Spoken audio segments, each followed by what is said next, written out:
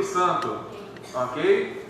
E como algumas pessoas pediram para anunciar já o tema da semana que vem, eu vou fazer isso todo domingo. O tema da semana que vem vai ser a iluminação do Espírito Santo, ok? Quem não tiver comprado ainda o caderno pode comprar e ver e tirar dúvida com o professor, ok? Que o professor vai dar aula e tudo, tá bom? E gostaria de apresentar a vocês, como vocês já conhecem, o Axel. O Axel vai dar aula hoje, tá? Então pode vir, Axel. Eu vou. Pode vir. Chega aí.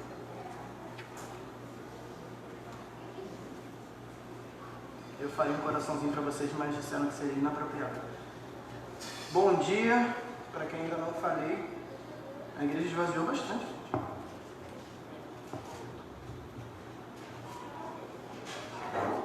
Como sempre é uma promessa minha, gente, a aula vai ser rápida, tá? Até porque eu não tenho muito a falar. A lição é bem curtinha, bem simples, de entendimento geral. Eu vou usar isso aqui hoje, eu nunca usei isso aqui, achei muito legal. Me deram a possibilidade. Ó, tem até a bolinha, dá pra ver ali? Dá. Eu tô me sentindo executivo dando uma palestra, gente. Ai meu Deus, que tragédia. Nossa lição, como o Dogão disse, é o testemunho interior do Espírito Santo.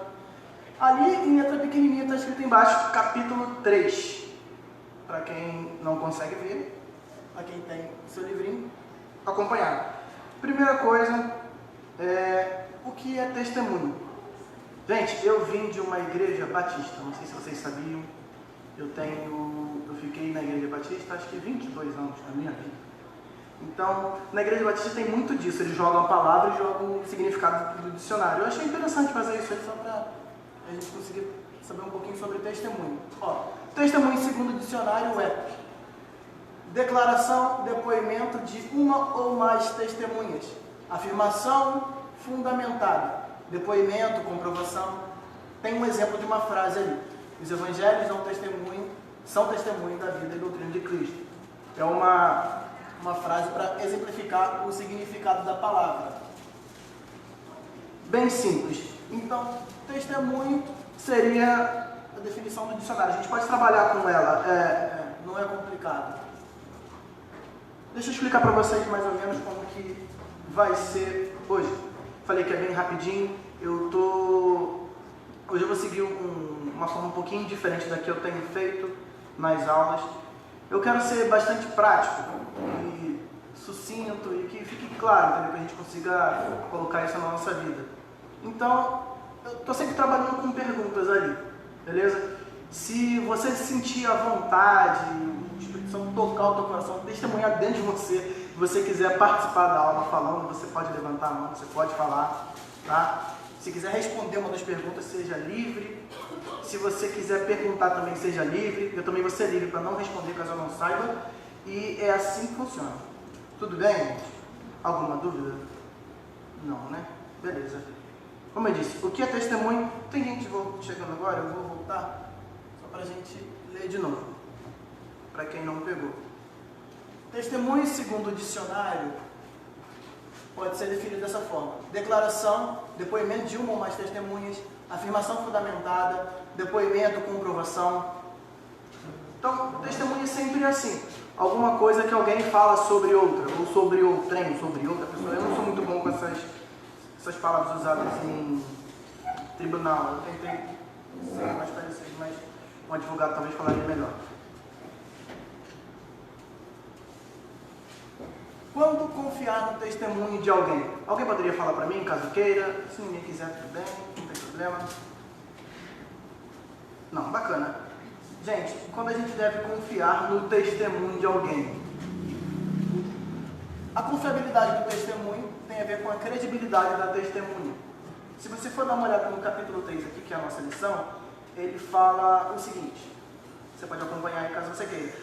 No primeiro parágrafo: em alguns julgamentos, o depoimento de algumas testemunhas é questionado em razão do caráter dela ser suspeito. O testemunho de um psicopata mentiroso tem pouquíssimo valor. Para que o testemunho tenha credibilidade, a testemunha precisa ser confiável. Por isso que eu coloquei ali. a confiabilidade, vou usar a bolinha. Deixa eu ver se eu tenho habilidade. Bem, a confiabilidade do testemunho tem a ver com a credibilidade da testemunha. Se a testemunha não for confiável, não vai valer nada. Se ela não for... Eu esqueci a palavra, eu perdi as palavras. Mas se ela não tiver crédito, se ela não for confiável, se você não levar, se ela for uma pessoa com um caráter duvidoso, não vai valer. Eu estou me familiarizando com isso, tá, gente? Porque o testemunho de Deus é inquestionável. Alguém sabe dizer isso? Alguém gostaria de dizer? Alguém não gostaria? Não é importante. Ele é verdade. Porque ele é verdade? Ele nunca pecou. Não entendi. Não é Deus. Tá? É, Deus. Porque Deus é imutável, porque Deus é verdade. Mais alguém? Eu não entendi o que você falou, não. Paulo. Oi? Ele não é verdade, não é, ele é a própria verdade. Ele é a própria verdade. Eu falei que ele nunca pecou, mas eu confundi Deus com Jesus. Nunca pecou. Então.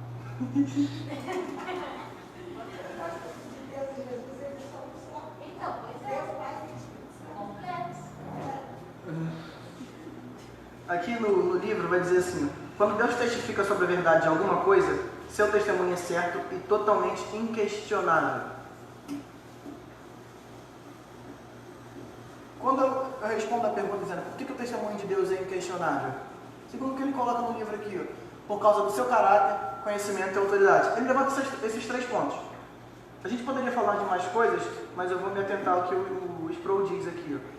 Quando Deus testifica sobre a verdade de alguma coisa, o seu testemunho é certo e totalmente inquestionável.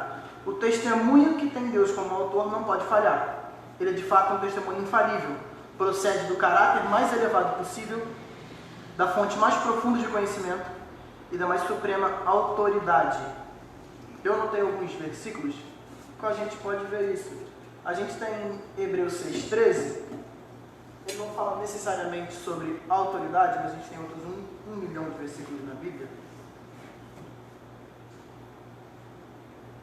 Você pode acompanhar na sua Bíblia caso você queira. Eu não deixei aberto porque eu anotei outros também. Hebreus 6,13, ele fala sobre a questão do juramento. Quando Deus fez a promessa a Abraão, jurou por si mesmo, visto não ter outro maior por quem jurar.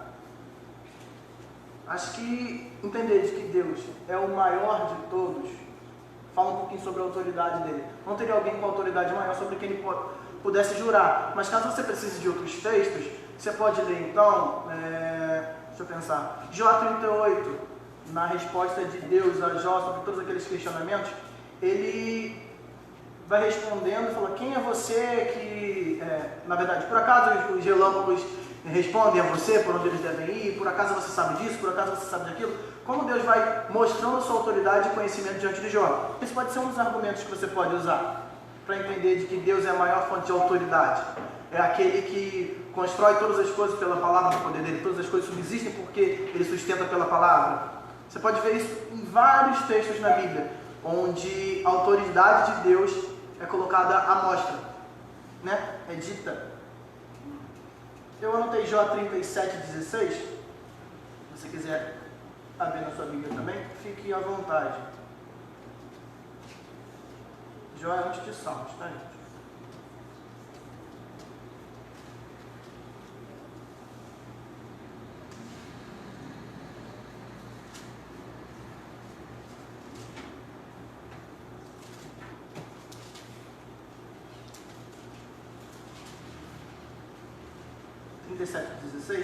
Um versículozinho só.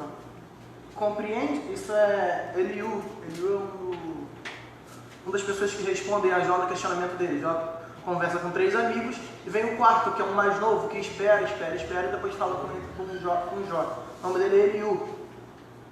Isso aqui é ele falando com Jó, argumentando sobre o temor a Deus. Jó 37, versículo 16. Ele diz: compreendes o equilíbrio das nuvens e as maravilhas daquele que é perfeito no conhecimento? No livro de Provérbios você também consegue achar outros 1 milhão de exemplos. E lá em Romanos 11 você também consegue achar profundeza, de sabedoria, do conhecimento. Você consegue achar em Coríntios, em toda a Bíblia você tem, falando sobre o conhecimento de Deus, que Deus é a fonte do conhecimento. Se você quiser dar uma olhada em Provérbios capítulo 2, versículo 6, também ele diz o seguinte: pois o Senhor dá a sabedoria, o conhecimento e o entendimento procede da sua boca. Então, toda fonte de conhecimento e sabedoria vem de Deus. 2 Samuel 22, versículo 3, isso também tem em algum salmo que eu não lembro qual é.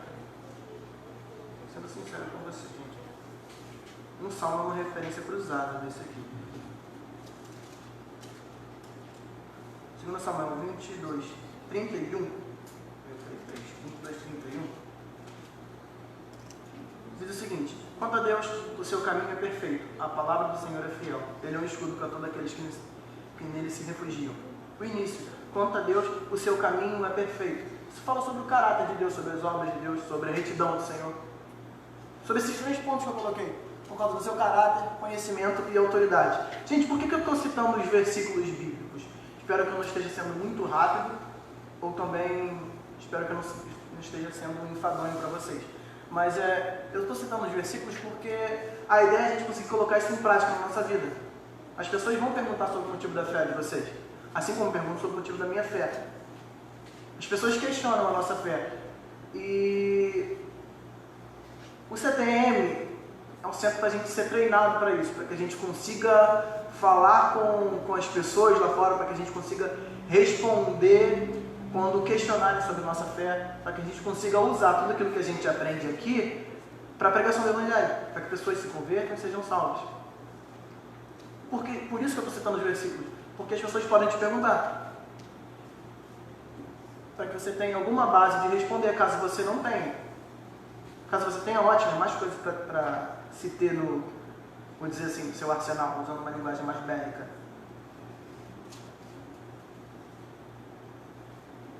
Falando sobre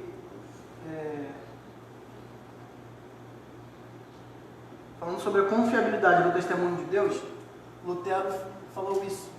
O Espírito Santo não é cético, e as coisas que ele grava em nosso coração não são opiniões, mas afirmações, mais seguras e dignas de confiança do que o sentido da própria vida. Eu achei fantástico, eu falei, cara, não posso deixar de colocar essa citação, porque ele está falando sobre acerca da confiabilidade do testemunho de Deus. As coisas que ele grava em nosso coração são mais certas e dignas de confiança do que o sentido da própria vida. Eu achei isso fantástico.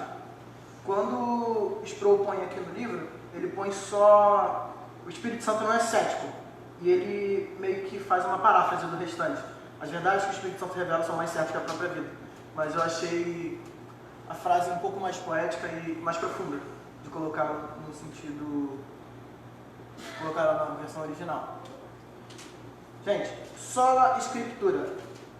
Eu não vou falar sobre isso, tá? É só porque eu fiquei tentando pensar em o que eu vou botar no segundo tema aqui, qual nome. Eu escolhi esse, tá? Para você que leu a lição, talvez você tenha entendido. Para quem não leu a lição, talvez não tenha entendido. Muita gente interpreta mal essa questão da sola escritura. Pode ser de conhecimento de muita gente aqui. As pessoas acreditam que a escritura é o suficiente para que a pessoa leia, se converta e seja salva. Mas será que é isso mesmo? Quando a gente entende de sola escritura, não está falando sobre isso. Só que eu não vou entrar nesse tema porque esse é tema de outra aula, tá? Senão a gente vai dar muita volta, eu vou perder muito tempo e vocês vão perder o almoço.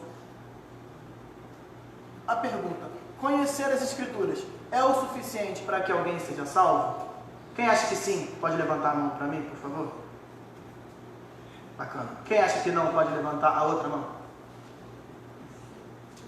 Bacana. Olha só. Gostei da interação de vocês. Vocês me surpreenderam dessa vez. Achei que ninguém fosse levantar. Ah, achei mesmo, achei.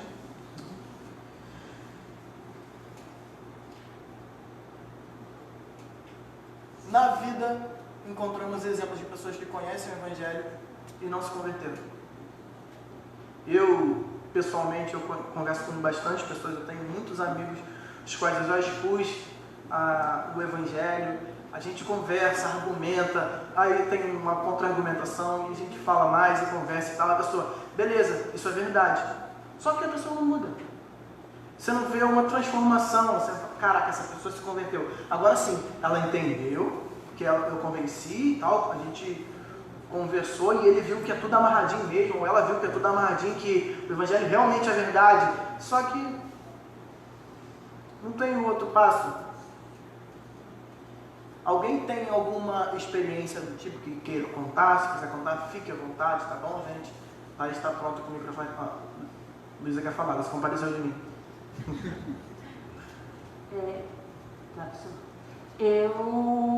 Eu falo, vamos lá, a gente está falando de testemunho, eu falo por experiência, né? Eu fui criada na igreja, conhecia muito, tinha até algumas convicções bem fiéis à palavra, porém, só quando eu já tinha sido batizada e tudo mais, só quando eu estava no final da minha adolescência, com 16 anos, que de fato eu acredito que eu me converti. Porque só nesse momento que o meu entendimento de que eu era pecador, de que nada que eu fizesse poderia me salvar e só a obra de Cristo, veio e fez sentido, entendeu?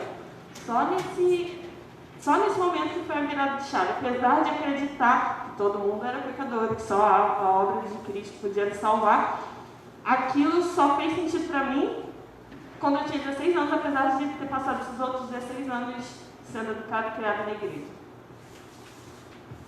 Alguém quer falar? Paola quer falar. Eu gosto quando as pessoas se compadecem de mim. Não é sentir pena, não, é se compadecer só.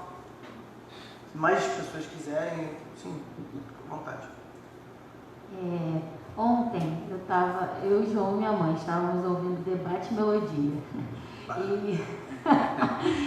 E por incrível que pareça, foi um debate muito interessante, porque o tema era mais ou menos nesse sentido, de pessoas que disseram que foram transformadas por Deus, que conheceram o Evangelho, mas o comportamento não muda. E aí, como eu sou envolvida com essas questões de violência doméstica, um dos exemplos lá do debate era justamente isso, homens, pastores e diáconos, enfim, que tem alguma postura, um cargo, né, elevado dentro da igreja, que aparentemente conhecem muito bem o Evangelho, mas continuam tratando suas esposas, suas filhas, muito mal dentro de casa. Então, assim, chegam até a agredir, mas na igreja ou, assim, na sua vida, né, é um grande conhecedor do Evangelho, mas na verdade não se converteu, porque se você conhece a palavra de cabo a rabo, mas não é capaz de respeitar e dar dignidade à sua própria família, é um dos exemplos que ele não teve a conversão genuína, né? Alguém quer falar sobre? Eu perguntaria para a irmã Odete, mas ela ia encerrar a aula. A senhora quer falar? A senhora vai levar o microfone para você? Para que todo mundo possa te ouvir. Não, é só para a gente conseguir te ouvir. Senão eu não consigo. Nós conhecemos a palavra de Deus, é tremendo, é maravilhoso. Agora, o vivermos a palavra do Senhor, vamos fazer uma paradinha. Pausa dramática. Aí que é o problema, porque nós podemos conhecer a palavra todo dia, lemos a palavra de Deus. Mas o que essa palavra do Senhor está fazendo dentro de nós? Qual é a mudança que nós temos no nosso dia a dia, no nosso andar, no nosso caminhar, no nosso falar? Quando as pessoas nos veem na rua, entendeu? Diz, poxa, aquela mulher é diferente, aquele homem é diferente. Alguma coisa tem nele. Então nós temos que ter a presença, por isso que fala do testemunho do Espírito Santo. O Espírito Santo é que nos convence do nosso pecado, do nosso erro. A palavra de Deus diz que Ele intercede por nós de maneira inexprimível. Então, quando nós buscamos esse poder do Espírito Santo, e conhecendo a palavra de Deus, é tremendo, é maravilhoso. Agora, conhecemos a palavra de Deus sem termos o enchimento do Espírito Santo, sério, por isso que Jesus disse, eu não vou deixar vocês sozinhos, eu vou deixar vocês ide por todo mundo e pregai o Evangelho. Mas antes ficai aqui, para que vocês sejam cheios do Espírito Santo. Não só vive, mas que testifique dessa palavra. Às vezes a gente vem à igreja, presta atenção, meu filho, que eu vou falar. A gente ouve a palavra, a gente canta os louvores, mas às vezes nós saímos daqui, como nós entramos, talvez até pior. Porque nós, dentro da igreja, precisamos sentir algo maravilhoso dentro de nós. Não é sentir, saber que está aqui dentro de nós. A presença do Espírito Santo. E essa presença do Espírito Santo, ele nos leva não só a conhecer a palavra de Deus, mas ele nos faz viver essa palavra de Deus em qualquer circunstância da nossa vida. Quando é que nós convertemos? Eu acho que nós nos convertemos todo dia. Todo dia nós temos que ter mudança, mudança, mudança. Nós temos o processo da santificação. Da santificação, né? Esse processo, ele vem assim, de repente? Não. A nossa santificação, a nossa presença de vida diante do Senhor é um degrau. Todo dia, toda hora, todo instante. Na nossa casa, na nossa igreja, na rua, quando nós estamos no médico, quando nós ouvimos uma conversa, então o Espírito Santo nos impele a falar, nos impele a testemunhar daquilo que nós vemos. E falarmos com convicção. Jesus é o Senhor, Jesus é o Salvador, Jesus é o caminho, Ele é a vida. Quando falarmos isso, as pessoas olharem assim, como ela fala com convicção, porque houve uma mudança tremenda no nosso coração, na nossa vida, no nosso procedimento, no nosso testemunho. Os desejos carnais, eles não fazem mais parte da nossa vida. O mundo não nos agrada mais. Porque a própria palavra de Deus diz assim, se nós amarmos o mundo, nós não podemos amar o Senhor. Nós não podemos servir o Senhor e servir o mundo. Então, quem nos transforma, quem nos muda, quem nos dá essa graça do testemunho de vidas, de servos do Senhor, de igreja do Senhor, é o Espírito Santo. Hoje a igreja, mais do que nunca, meu filho, hoje a igreja precisa, mais do que nunca, dar o seu testemunho. Porque hoje nós estamos ouvindo milhões de igrejas. Mas são igrejas. A igreja verdadeira é aquela que se dobra diante de Deus, numa dependência profunda do Senhor, numa dependência de testemunho, numa dependência de mudança de vida, e que o mundo veja. Por isso que Jesus disse que nós somos o quê?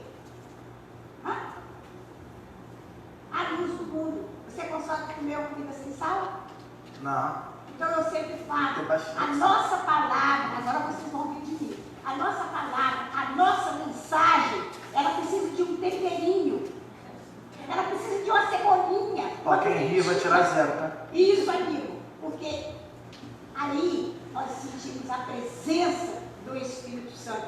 Não é você que fala, não sou eu que falo, mas é o Espírito Santo com o seu poder que intercede por nós. Quando nós falamos do Espírito Santo em fogo, vocês falam, deixa eu botar fogo na igreja?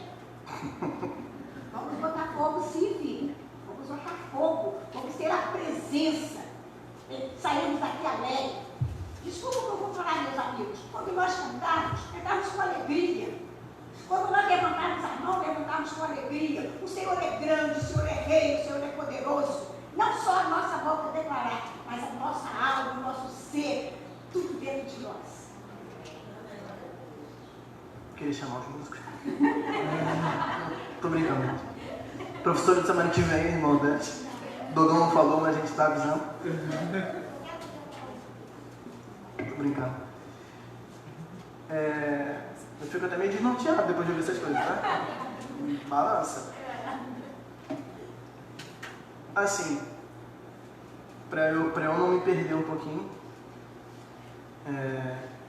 o que... Estou tentando formular bem a pergunta, tá, gente? O que acontece na vida de uma pessoa? Vamos pegar o exemplo da irmã Odete. Como uma pessoa está andando na rua e olha e fala, essa é diferente. Por que ela é diferente? É porque ela conhece a Bíblia? Obviamente não. A gente tem visto. Claro que conhecer as Escrituras é muito importante, mas ela não é uma pessoa diferente, ela não foi salva porque ela conhece as Escrituras. Não é somente conhecer as Escrituras que vai trazer a salvação. bem um pouquinho delicado, mas eu espero que vocês me entendam, tá, gente?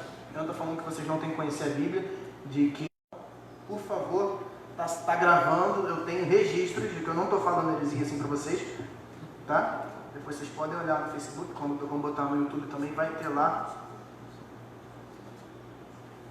Deixa eu ver se eu botei. Ih, eu desliguei o controle, não ia funcionar.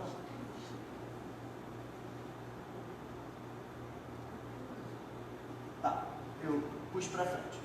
Deixa eu ler aqui o que o livro vai dizer aqui.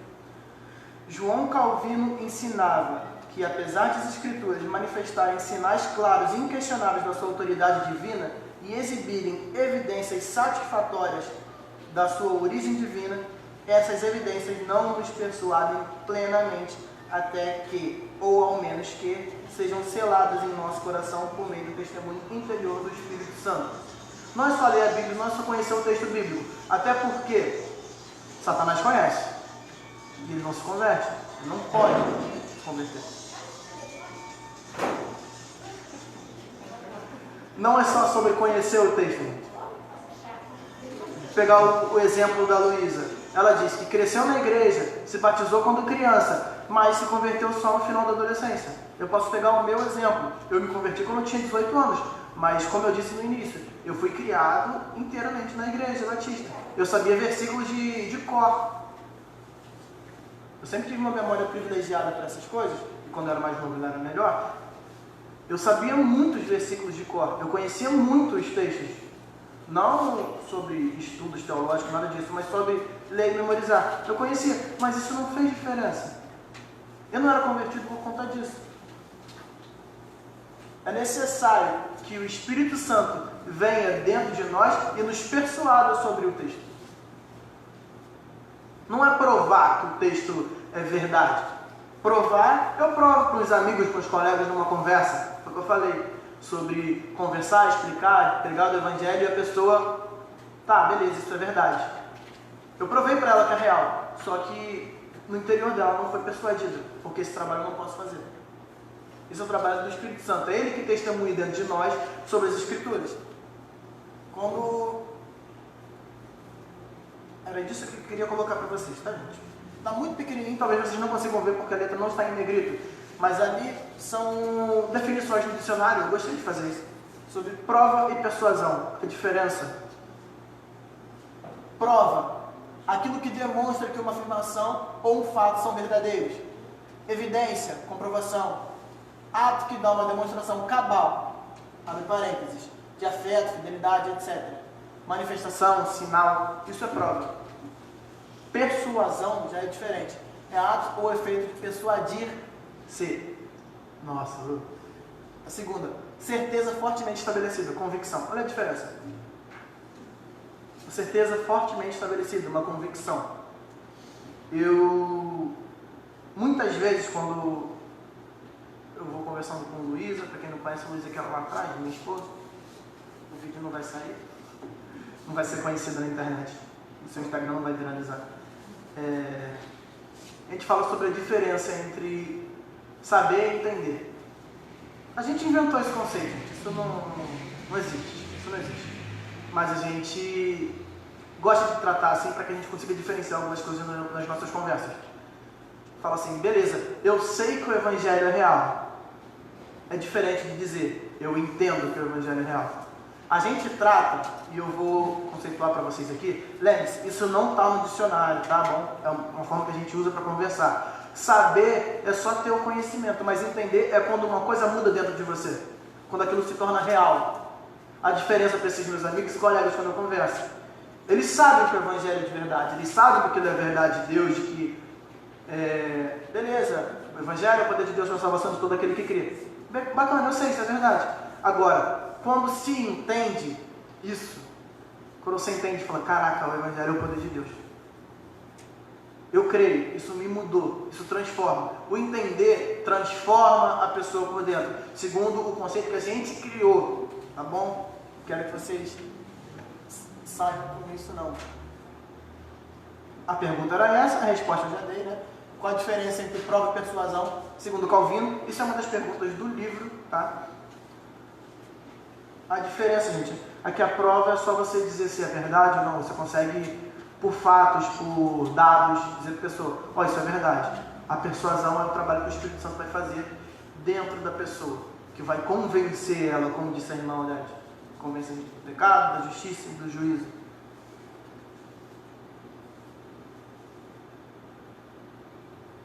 Quando o Espírito Santo nos convence, ele nos dá alguma nova informação ou algum outro argumento sobre o Evangelho que não tenhamos acesso nas Escrituras? Não. Gente, quando o Espírito Santo convence a gente do pecado, do nosso pecado, da justiça, do juízo de Deus, nos convence acerca das Escrituras, ele não vem com uma informação nova, de que não tem no texto bíblico, mas só ele tem e por isso só quando ele vem que se converte. Não. Não é por isso. Né? Ah, agora eu entendi por que eu não consigo por que as pessoas não se convertem só lendo o texto, só pelo texto, porque o complemento é uma informação especial que o Espírito Santo tem. Não, isso não existe. Se você ouvir isso de alguém, você pode cortar e falar, cara, não é assim. Eu estou falando muita gíria, gente. Eu estou tentando cortar, tá bom? Eu fui assessorado. Você fala muita gíria. Eu estou tentando diminuir. Preciso me posturar. Gente, ele não traz uma informação nova. Toda vez que o Espírito Santo convencer alguém, ele convence das Escrituras, sobre aquilo que as Escrituras falam, sobre o Evangelho contado na Bíblia, no texto bíblico. Ele não vai te dar nenhum tipo de informação nova. Beleza?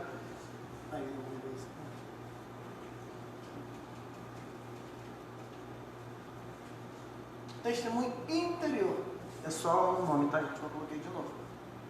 Já que o testemunho é interior, os meus pensamentos e sensações a respeito do Evangelho têm autoridade absoluta? Não. Também não, gente.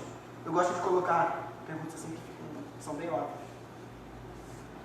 O texto vai dizer assim, ó, o testemunho interno do Espírito não é uma fuga para o misticismo, nem um escape para o subjetivismo, no qual os sentimentos pessoais são elevados à condição de autoridade absoluta. Não é. Não é fuga. Não é dizer assim, não, agora que o Espírito Santo falou ao meu coração, eu sinto tal coisa, e isso é maior do que o texto. Não. Nunca vai ser. A forma como você pensa, a forma como você sente, nunca vai ser maior e nunca vai ser contrário àquilo que a Escritura vai dizer. Não pode ser. Se for, está errado. Porque o testemunho não é... a gente escuta muita gente dizer porque é dentro de mim. Você não pode contrariar aquilo que está dentro de mim. Falei, cara, se for contra as Escrituras, sim. A gente tem base bíblica, porque o Espírito Santo não faz nada contra as Escrituras. Ele não veio para falar dele, mas ele veio para dar testemunho sobre Jesus. Você vai ver durante a Bíblia ele falando sobre a questão do Espírito Santo, e isso foi dado nas aulas anteriores, não tem por que eu voltar. Como o Espírito Santo é Deus, o caráter dele, que a gente falou no início, é um caráter perfeito. Autoridade absoluta, perfeito em conhecimento. Então, sobre tudo isso, ele nunca vai falar contra o que ele já disse. Ele é imutável, como disse a irmã Odete. Eu coloquei mais alguma coisa? Não. Esse é o último slide, gente. Eu tentei ser o mais prático possível. Tentei trazer essa lição, ela é bem curtinha, então tentei esticar um pouco, mas para que a gente conseguisse trazer isso de forma prática. Com perguntas, que é mais fácil de decorar. A gente pergunta e responde. Eu quero saber se alguém tem alguma coisa a perguntar, alguém tem alguma coisa, fala assim, não, eu quero pontuar alguma coisa, eu quero adicionar alguma coisa. Fique livre, o momento é esse, tá bom? Caso vocês não queiram, tudo bem, ninguém vai obrigar, tá? Bacana, gente. Dogão, você quer orar? O presbítero Douglas vai orar para encerrar. Para você que está em casa, vocês tenham um bom almoço. Para quem está aqui também tem um bom almoço. E eu tenho que terminar isso. Deixa eu conseguir. Amém, irmãos. Vamos encerrando mais um estudo, ok? A aula semana que vem, como eu disse, iluminação do Espírito Santo, ok? Ele fez uma piada aqui, gente. E também gostaria de dar mais um aviso que fugiu da minha mente, que vai ter 2 vídeos hoje, ou um vídeo, varia de semana a semana, da Bárbara para as crianças, da Atos Kids, ok? Vai aparecer no Facebook mais para tarde, tá bom? E é presente para as suas crianças, quem puder se inscreva, tá bom? E gostaria de encerrar orando por vocês. Eu espero que vocês tenham uma tarde muito boa. Quem voltar de noite, nos vemos à noite, e que o Senhor glorifique, que o Senhor conceda a sua graça para todos. Senhor Deus Todo-Poderoso, te agradecemos, Senhor Deus, pelas suas misericórdias, Senhor, e que possamos glorificar a Ti, e somente a Ti. Meu Deus, proteja todos aqui na volta para casa, meu Pai, e que possamos, Senhor Deus, praticar tudo o que aprendemos. Eu oro assim, em nome de Jesus, amém e amém. E de novo, varões de guerra, por favor, nos ajude a tirar as mesas, organizar as coisas aqui, tá bom?